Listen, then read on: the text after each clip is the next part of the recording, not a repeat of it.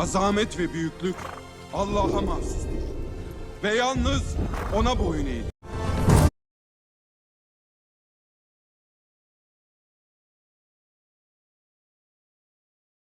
Yani hadi mamızda. Fersen ev. هەست سوارەیەن ما ئامادەنە هەیک و دەردۆر تەڤلاوە بلا زەمەرن Emete bebe nirane. Hadi mamızda. Fersen ev fersende. Meraklanmayın. Sait sürgüne değil, davasına gidiyor. Hey siz çekilin oradan. Ne konuşuyorsunuz? Of course, he had given up in teaching, but when he abolished the caliphate in 1924, when he asked 100 years about Sheikh Said, that Xaban, bi hükümete Ankara'ya ji bo lihevkirine tu çare nemaye. Ol ji dest diçe. Ji bo selamete dozame embilez li benda alikariya tene. Bi silav û rez. Şeyh Said. Demek Şeyh Said'le birlikte isyan edeceksiniz. Emdeki şıkave var abin. Pekala. Soruyorum size. Bu isyana katılma fikri hangi yüksek maksattan ileri geliyor? Em şeriat edgazın. Şeriat mı istiyorsunuz? Ama bu yaptığınız hareket şeriata muhaliftir. Ecnebilerin işine yarar. Van gılafeti rakir. Heka malikariya şeyh nekin ve nave İslamiye jijvelat rakin. Ev tene dibêjin Türko ha Türko. Dîsa diçe seyda ve navale me Kurda dixînin.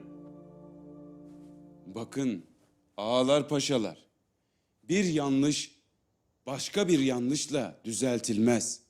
Biri bir hata yapıyor diye sizin de aynı hatayı yapmanız icap etmez. Türk, Kürt kardeştir. Asırlarca birlikte olup dine hizmet ettiler. Bu milleti Türkler idare ediyor. Bundan böyle de Türkler idare edecek. Aralarında fenaları varsa gidip müsbet bir şekilde uyarınız. Şeriata muhalif hareketle, kavmiyetçilik fikriyle şeriat muhafaza olunmaz. İsyanla, ihtilalle bir yere varılmaz. Masumların kanına girersiniz. Kardeşi kardeşe kırdırırsınız. Hem maksadınızın aksiyle ben size iştirak etmem. Dine hizmet etmiş bu kahraman milletin torunlarına sizinle birlikte kılıç çekmem. அரபு நாட்டில் அரபுல சொல்றாங்க, தமிழ்நாட்டில் தமிழ்ல சொன்னா எல்லாருக்கும் புரியும் இல்லையா? அது தமிழ்ல சொல்ல அதே பாங்க பத்தி இன்னொரு அதே கேள்விதான் இது. நான் சமீபத்தில் வெளிநாடு துபாய் போயிருந்தேன்.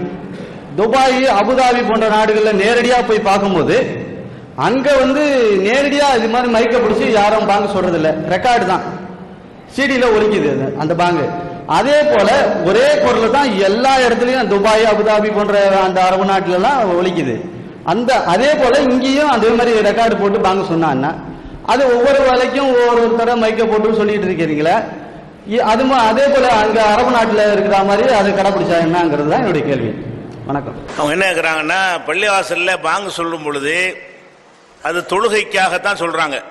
தொழுகை நேரம் வந்து விட்டது, வாங்க 5 தடவை தொழுகை போகணும் இல்லையா, அதை யாவப்படுத்தானே. அதையும் அரபில தான் சொல்லணும்.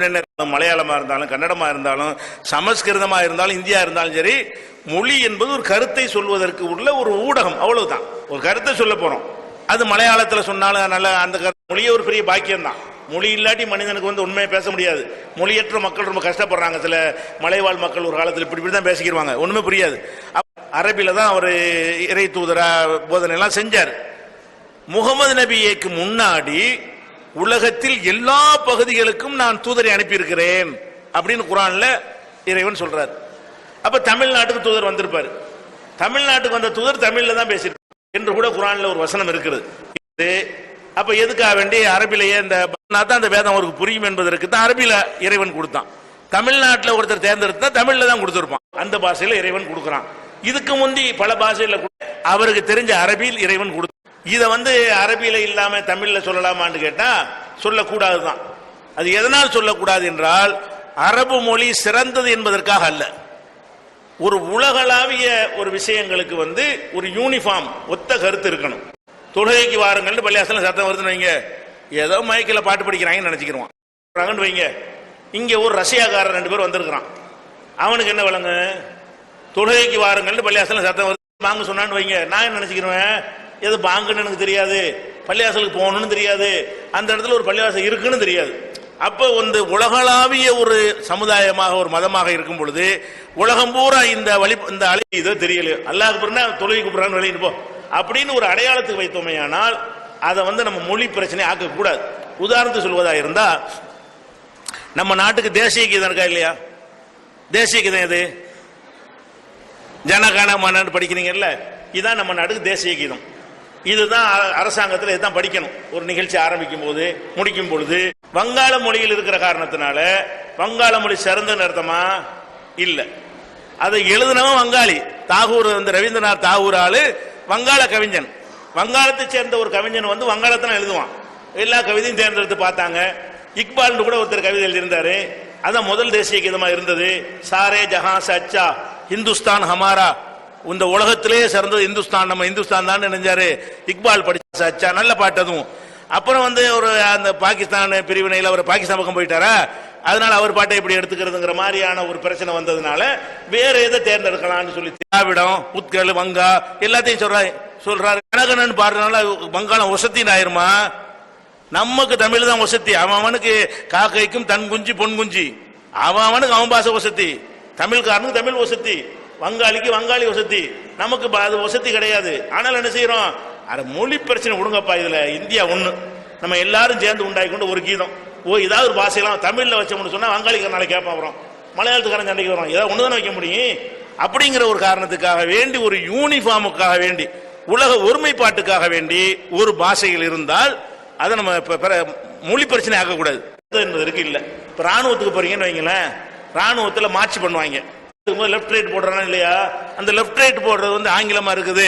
நாங்க தமிழ்நாடு வந்திருக்கிறோம், எங்களுக்கு வலது இடது சொல்லணும்னு சொன்னா அது அப்புறம் மலையாளத்தில் அவன் ஒன்று சொன்னான்னு சொன்னா, இந்திக்காரன் வேற ஒன்று சொன்னா, இது ராணுவமாக இருக்குது ஒரு இனமா. சரி, அப்படிதான் அர்த்தம். இன்னும் சொல்றேன் கேளுங்களேன்.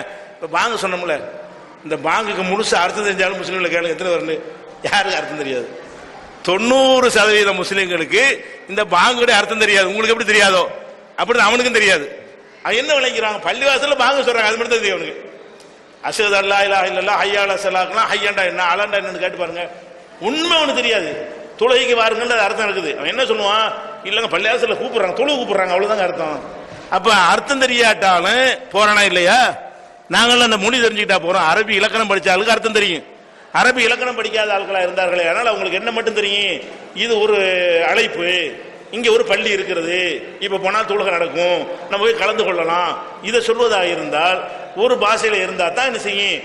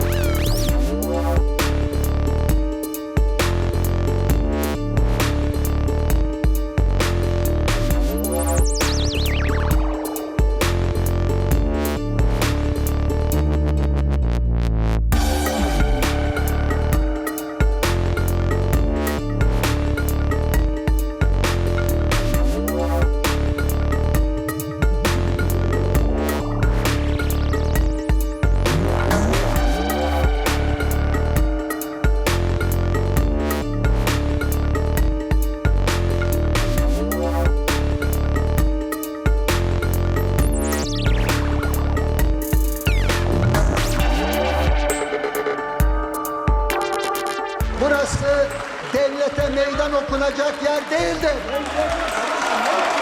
Lütfen bu hanıma haddini bildiriniz.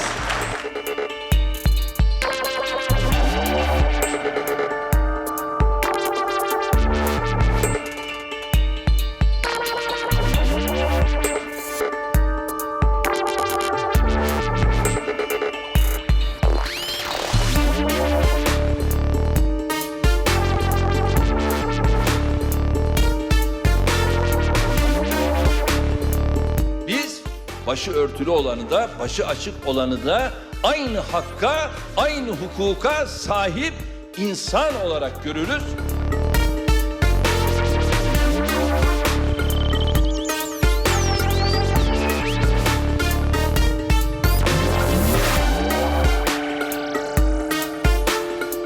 Did you know that the adhan was once banned in Turkey? For many years, Turkish Muslims were called to pray not in the way that the Prophet ﷺ and his companions were, but in a Turkish translation. Even the word Allah was translated.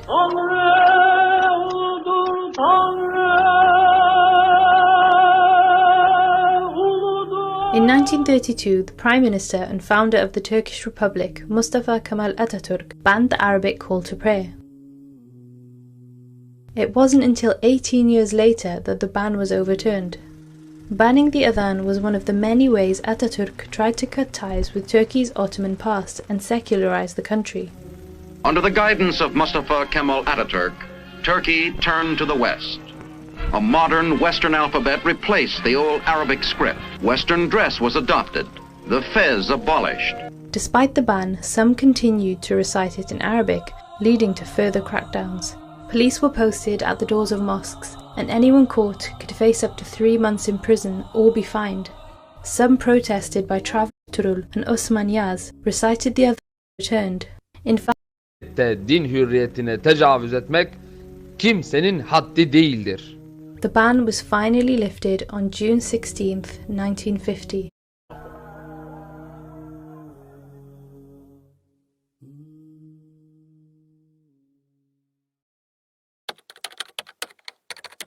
Why is Kurdish banned in Turkey? To start, the ban on Kurdish is deeply rooted in Turkey's history and its policies of nation building. The largest non-Turkish ethnic group, this included labels were even outlawed, and Kurds were often referred to as barbarians or people lacking education. The Education Ministry law specify that only certain languages like public discourse, the use of Kurdish is heavily restricted.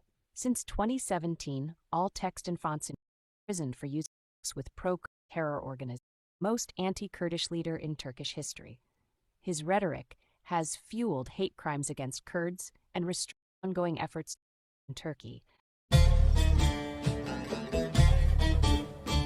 The Kurdish people are one of the world's largest ethnic groups without a country of their own. This has made them vulnerable to persecution, mass displacement, and ethnic cleansing.